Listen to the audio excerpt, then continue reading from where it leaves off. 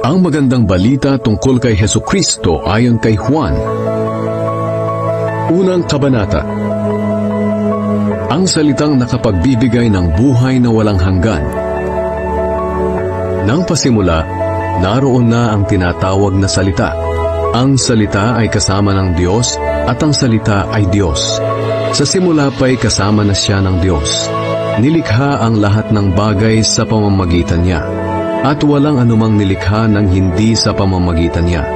Ang salita ang pinagmumula ng buhay, at ang buhay na ito'y ilaw, dahil ito ang nagbibigay liwanag sa mga tao.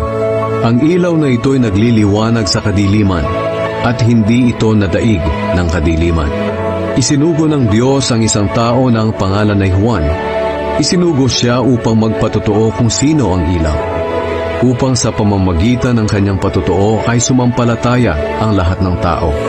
Hindi si Juan ang mismong ilaw, kundi naparito siya upang magpatotoo kung sino ang ilaw.